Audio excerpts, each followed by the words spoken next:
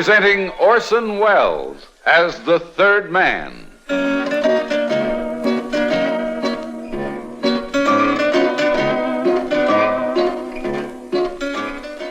The Lives of Harry Lime. The fabulous stories of the immortal character originally created in the motion picture The Third Man, with zither music by Anton Karas. I won't burden you with the sordid details about how I met two very lovely Brazilian women named Inez and Aurora. They were very rich. They were in Paris on a buying spree, and the three of us became inseparable friends in very short order. I told them I was a dealer in masterpieces of famous painters. They were most eager to see my collection. So I began to browse around old antique shops, looking for something to sell them.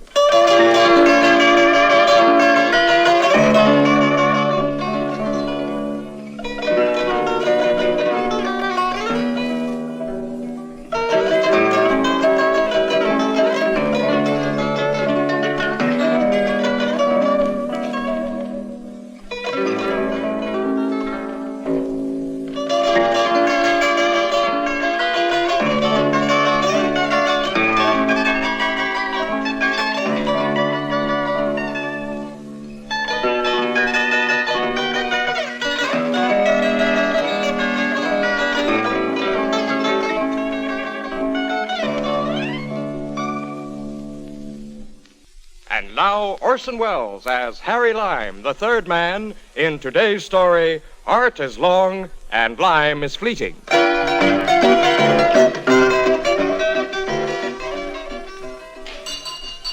Bonjour, monsieur. Bonjour. Please, can I help you? Oh, just look around, thanks. Of Thanks so much. course, if you tell me what you are I'm looking for a painting, Impressionist school, perhaps. I don't I have quite know. a few oils. This way, please. Here they are. They are very cheap. Yeah, not very good either. I have one that is a little more expensive. If you would step this way. Huh? Now, this one is very good. There's a picture of a bather. And in a dark light, and from a considerable distance, it might look a little like a Renoir. I looked the picture over carefully to see if it had a signature on it, but luckily enough, there wasn't any inscription. A charming painting. Who painted it? It is hard to say. Looks just a little bit like a Renoir, doesn't Well, it? Yes. How much is it? 10,000 francs. I'm sorry, old man, that's robbery. It is a very fine painting, and as you say, it looks a little bit like a Here's what I'll do. Renoir. I'll give you another 1,000 francs, and you put the picture in the heavy old gold frame there hanging on the wall. Oh, no, monsieur. That frame cost much more than a picture. Okay. 12,000 francs. No more bargaining. Is the deal? All right. I'll wait for it now. I know you will appreciate it. I expect someone else to appreciate it far more than I.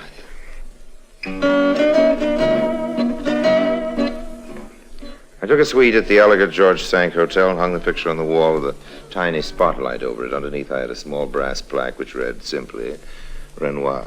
Then I invited Inez and Aurora to have cocktails with me in my suite. That was a very funny story, Monsieur Harry. My dear Inez, it's true, every word of it. I do not believe it. You make it up to keep us in smiles. I'd do anything to keep you both in smiles, as you put it. You're very charming to us, Harry. I am most enthusiastic to see the painting. We'll get to Mr. Renoir by and by. How about another drink? Not for me, one is enough. Me for two. I mean, two for me. I am mixed up. I understand you perfectly. Here is me for two. Shall we not see the picture now? All right. Step this way, lovely Inez. Beautiful Aurora. Thank you for your compliment. Oh, I don't compliment you. I merely told the truth. It is over dark in here. I'll put the light on in a minute. I'd like you to stand here as the best distance. Oh, it is so exciting to me to see a real Renoir. It's exciting to me every time I look at it. Now I'll switch on the overhead light. It's magnificent, isn't it, Inez? Oh, it is beautiful. I've looked at this picture 1,000 times. Just can't part with it. Look at the form of the bather, so chaste, so full of feeling. See how the master subjugates detail and form. How much do you want for this painting, Harry? I don't think I want to sell it. Oh, you said you would. You are your mind changing? Well, it's true I need the money, but, well, you understand it. It's the one beautiful thing in my life. I But hate to you are part with a it. dealer. You must not go backwards on your word. Let me think about it. There's no hurry, after all. But we must have Let's have lunch tomorrow. We'll decide then, hmm? If you do decide, how much do you want for it? I'd never sell it under 4 million francs. 4 million? Too much money for you and too hard for me to part with it, so we'll just remain friends, shall we? I do not care how much money. I must buy it. We'll meet tomorrow at the usual place for lunch and talk it over. In the meantime, you think about it, and I'll think about it. All right, Harry. 1:30 tomorrow. Good. I'll be there.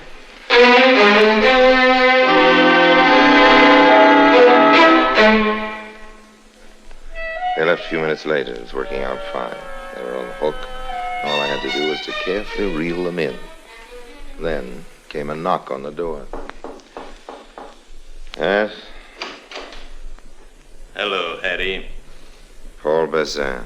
So, you still remember me. I thought you would have forgotten me by now. I never forget old friends. We used to be partners, old man. A partner, eh? That's right. Well, they hustled me into jail. You hustled off to the Riviera with all the money. It was an accident of fate. I was awful sorry you were caught, old man. There's nothing I could do. You're going to have an accident too, Harry. I don't do anything foolish. What good will it do you to shoot me? You have no idea how much good it will do me. Nothing. Like water to a thirsty man.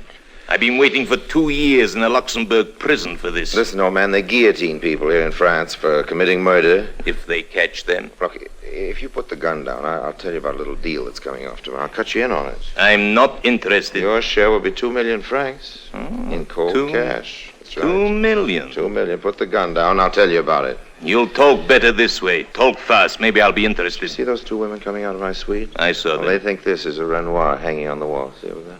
They're going to give me 4 million francs for it. And you are going to give me half out of sheer generosity? No, not out of generosity. You can help me. Besides, you have some money coming to you. I'm going to get it, too. A very rich Brazilian, ladies. And tomorrow at lunch, we're going to clinch the deal. I want you to be a friend of mine, you know, an art dealer. I don't know anything about paintings. Doesn't matter. Neither do they. Is it a deal? How do I know you're telling me the truth? Well, I'm afraid you just have to take my word, old man. I don't know how to prove it to you until tomorrow at noon. I'll phone the women. They're not at their hotel yet. I'll wait. I'll be asking for 3 million out of the 4. Very good idea. How about a drink, Paul? No. Well, I hate to drink alone. However, I shall have myself a small one.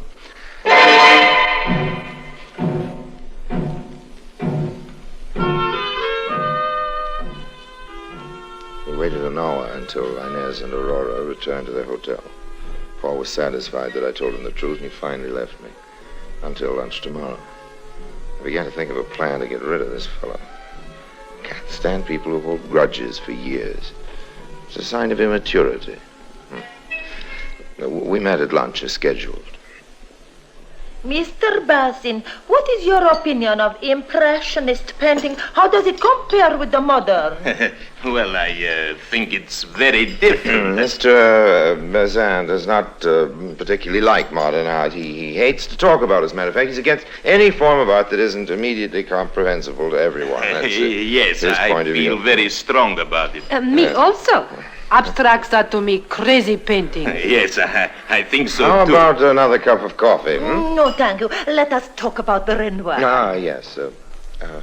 By the way, when are you 2 lovely women leaving Paris? Yet we do not know. Maybe 2 weeks, maybe a month. Oh, it's hard to leave this city. Chance everybody. We have decided to pay you 4 million francs. Oh, did you? Well, we'll think about it some more, shall we? But that is the price of which you gave us. Yes. Oh, I am getting all mixed up again. You haven't changed your mind, Harry. Well, not exactly. Let's give it another few days. You're going to be in Paris a few weeks. There's no hurry. You don't want to sell it? Well, I do. That is, I must. But you see, after I left, I had an offer from the Fontaine Galleries, about 5 million. I'm very embarrassed by it. I don't like this kind of business. But you said yes to 4 million I yesterday. didn't make a promise. I said I might sell it for 4. You must understand, I'm a businessman. I must sell it to the highest bidder, after all. Why don't you forget the Renoir? I'll be glad to show you other paintings. Very fine, famous artists for much less money. We will give you the request you ask. Well, it's worth much more, I assure you. How do you feel about it, Inez? We will buy it for 5. If you can afford it, I think you're making a wise investment. I'll write a check for you right now. Give me the checkbook, Aurora. If you don't mind, I'd rather have it in cash. Why?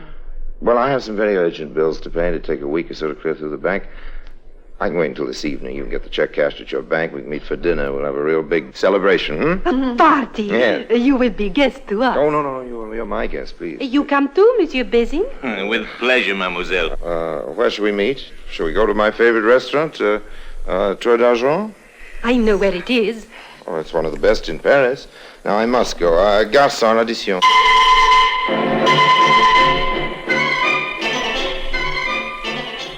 I was quite pleased with the way things were going. My only regret would be that I would have to leave Paris, have to leave Aurora. Get rather too fond of Aurora. She was my type, beautiful, not too encumbered with brains, but she had lots of spirit and exuberance, and as they say in France, as a fair son, as a fair. I had one real problem, to get rid of Bazin. And he stuck close to me, like a tree to the earth. I'm going back to the hotel with you. Okay, if you want it, old man. I won't. Might be better if you went home and packed. We're going to have to leave Paris in a hurry. I'm staying with you until after dinner. You're a very suspicious fellow, Paul. I trust you as far as I can move the Eiffel Tower. You don't have to trust me. We're all meeting for dinner at Tour d'Argent. The restaurant can't run away, can it? But if you double-cross It's me... impossible, Paul. All you have to do is show up at the restaurant. Well, Pack all your stuff and pick me up at the hotel. We'll go down together, all right. But if Okay. you try to do any tricks, Harry, I'll swear I'll hunt you down and I'll kill you. Now, I mean Paul. it. I know you're a very sincere fellow. Meet me at 5 o'clock in my suite.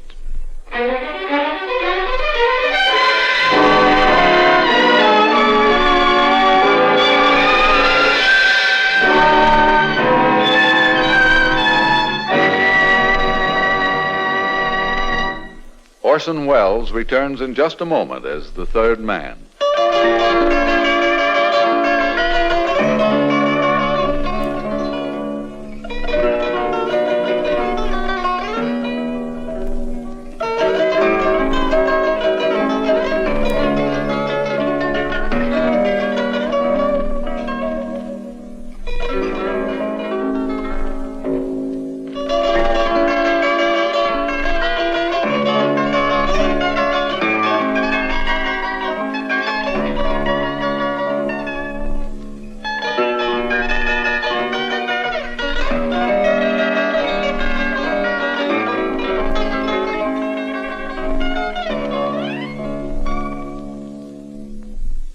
Now, Orson Welles, as the third man, continues with today's story, Art is Long and Lime is Fleeting.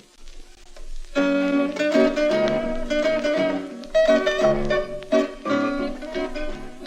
had to work fast now that I was rid of Bazin. I hurried to my hotel and began to pack my clothes, and I telephoned my 2 Brazilian customers. Hello? This is Harry. Oh, Harry. You have your mind not changed. No. I just learned that the Tour d'Argent's closed tonight. Well, then we shall someplace else go, no? Of course. There's a superb Italian restaurant called the Casa Bellini. Write the address down, will you? I have a pen. Good. It's 43 Rue Victoire. I made a reservation for 7:30. We will be Tell Inez I'm sorry about the change. Oh, it is very nothing. I suppose she's gone to the bank, hasn't she? Oh, yes. That's good. She will be back soon. What makes you so happy? Inez says I have for you much liking. And is it true? Yes, Harry. True for me, too, Aurora. I think you're the most charming woman in all of Paris. You are to me, too. Oh, I get mixed up again. I know you and I are going to be the very best of friends. See you tonight, honey. Tonight, chérie. I packed quietly, wrapped up the painting, and got ready to leave. The sooner I left my suite, the better. I had a hunch that Bazin would change his mind, come early. Yes? Hello, Paul. You are about to leave? Well, I was just going down to pay my bill, as a matter of fact. You lied. You know, you're getting to be awfully unpleasant, Paul, old man. You are getting up to something. I am getting up to 5 million francs for this little package here. I think you were trying to run away. I think I came just in time. You're not thinking. No matter where I ran, I'd still have to be at the Tour d'Argent at 7:30. Where were you going when I came into the room? I told you I was going downstairs to pay my bill. You're being very dull, Paul. You don't fool me. I think you better come along, huh? We'll go down together in a little while. Now, look here, Paul. We have 3 hours until we go to the Tour d'Argent. You're not going to stand there with a gun in your pocket all afternoon. That is exactly what I am going to do. Well, I have to go to the bank, arrange for my plane ticket. You're being Well, you're being quite a bore, old man. You never had money in the bank in your life. So happens that you are cruelly wrong. Show me your bank book. It's downstairs in the hotel safe with all my other valuables. You are lying. A partnership based on suspicion and mistrust can never be successful, old man, really. We are going to be Siamese twins for the next few hours. It's no use arguing with me. Well, if that's your decision, you might as well sit down. You get very tired standing up there for 3 hours. You worry about me a lot, don't you? I was brought up very carefully. It's ingrained in me to be a hospitable host. I'm glad you're taking my advice. Like some refreshments. A drink, perhaps? No. Just want to sit, That's right, just sit. Well, don't doze off now. You think you're funny. No point in being grim about it. How about some cards? No. Have a set of dice somewhere just to while away the time. I don't want to do anything. You just want to sit. That's right.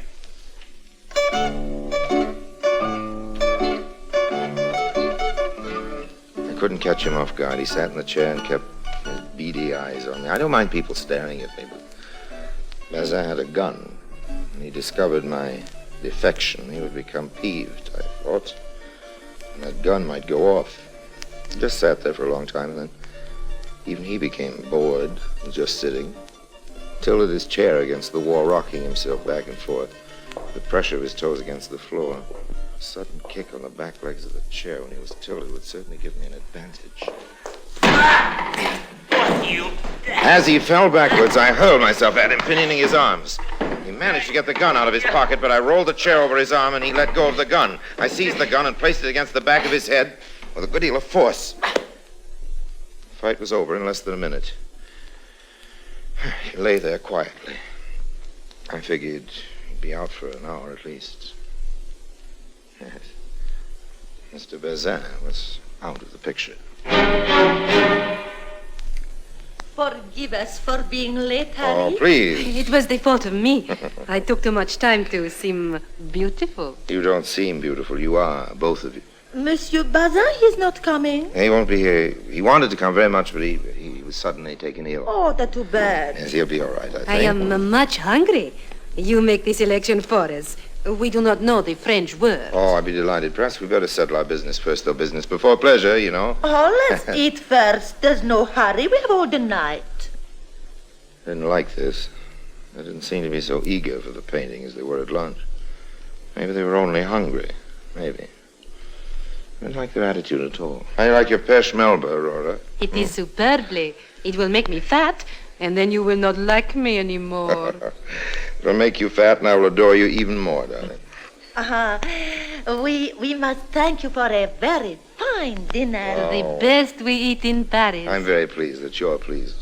And now that we've eaten, shall we finish our business? You know, the Renoir is all wrapped up. Oh, Harry, we haven't had our brandy yet. But we can negotiate while we wait for the brandy, Oh, you Americanos so impatient. I Americaners like very much. Impatience in men is very nice. It's a custom in our country to get our business over with first. Very droll in that respect. Then we can all relax and enjoy ourselves, shall we? Oh, Harry, you do not say a word all evening about my frock, which I wear for you specially. It's a beautiful dress, perfectly beautiful. I must say that if you've changed your mind about the painting, it's perfectly all right. You don't have to be embarrassed. Oh, no, Harry, we have not changed our mind. Good. Let's have the brandy and then we settle the business. Okay. Garçon? There was definitely something wrong. They were obviously stalling. But stalling for what? I was getting very uneasy. The waiter brought the cognac, and they sipped it a drop at a time. For 15 minutes, they dawdled over it. I decided not to wait any longer. I forced the issue. Tell us something about yourself, Harry. Oh. About America, I mean, when you lived Really, there. there's nothing much to tell. I grew up like any average American boy. I got interested in art, but I learned soon enough that I'd never be a good painter. You were an artist? Well, not much of one. Now, if you'll forgive me for bringing this up again, I will give you the painting in exchange for 5 million francs. I'm afraid that we'll have to do it now or not at all. But, Harry... I mean it, Inez. All right. We'll all feel better once it's done. Well, here's the money. You can count it. Oh, I trust you. Oh, I do. Please, I won't even open the envelope. And here's your Renoir. Hope you enjoy it as I have. We will. Mademoiselle, oh, I am sorry. I am late. I just couldn't get away. Oh, Monsieur Bordet, this is Harry Lime. Now, how do you do? I am pleased to meet you. Monsieur Bordet is an expert on Renoir's painting. He's from the Louvre Museum. Oh, the Louvre. Now, if you'll just excuse me for Just a minute. Monsieur Lime. I have got to leave. I'll just take a quick look. Oh, Please sit down. I'll unwrap it. I began to figure the distance to the door. Looked like this might be one of the times to run and fight another day. Monsieur Bordet motioned the gendarme who had evidently accompanied him to come into the room, close the door. Well, I took care of that. I just have to bluff it out. The expert slowly unrolled the picture, held it this way and that. How much did you agree to pay this man, mademoiselle? 5 million francs, monsieur. Is it too much? Too much or not enough? I don't like your tone. Just what do you mean by that, sir? The light in here is too dim for me to make a definite opinion, but it could be a Renoir. There is a painting of his with this same general composition.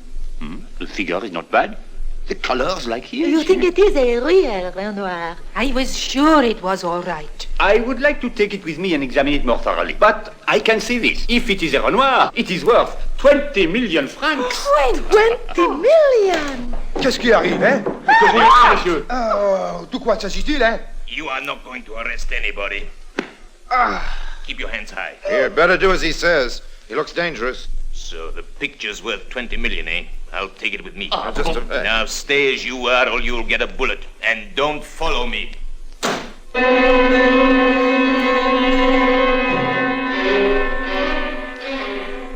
Bazin grabbed the picture and ran. Talk about a break.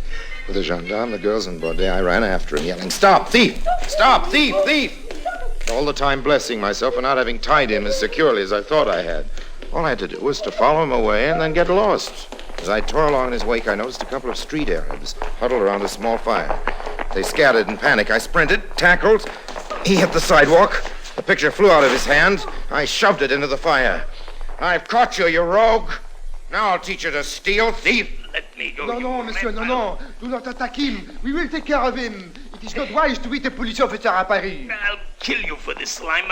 I'm afraid all you'll do for a while is a nice stretch in the Bastille, my friend. Take him away. Come along, mon petit. I think we walk to the station. I have a few suggestions to make to you on the way. My wonderful Goodbye, Harry. old man. You have the bandit captured. Yes. You are so brave, so wonderful. You are not hurt. You are all right. A wonderful action, Monsieur Lime. An heroic deed.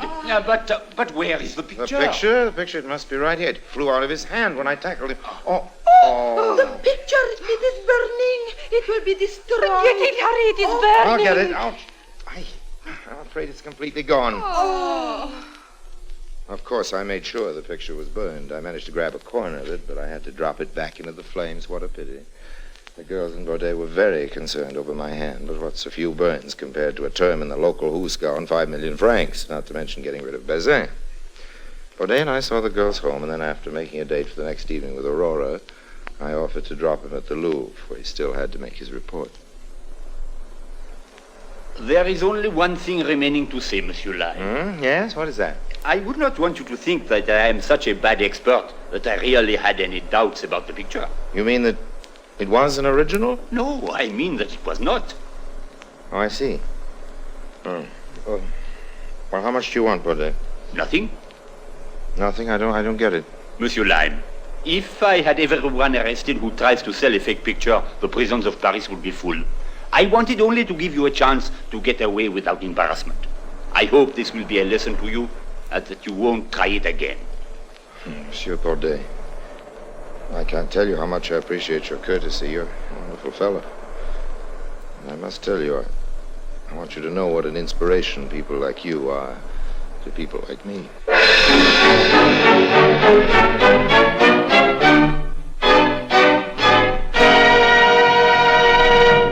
Harry Lime returns in just a moment.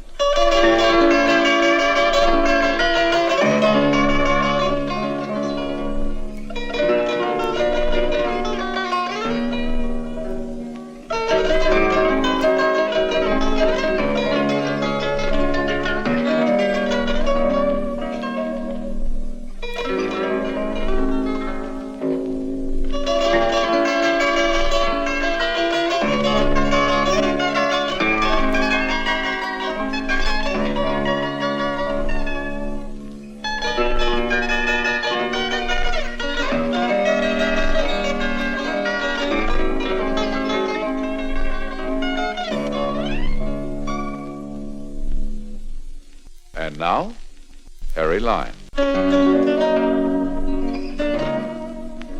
Let's face it, friends, the world is very generously populated with mugs. Millions and millions of mugs just waiting like the proverbial sheep for the proverbial fleecing. In fact, if they weren't shorn from time to time, they wouldn't be comfortable. It always makes me laugh to read that one of the mugs was an innocent victim of a confidence game. Now, just how innocent, I ask you? If you want a path beaten to your door, don't waste your energy inventing a better mousetrap. No, just hang a sign out, scarce items at prices you want to pay. However, till we meet again, look after yourselves. And remember, if you don't, no one else will.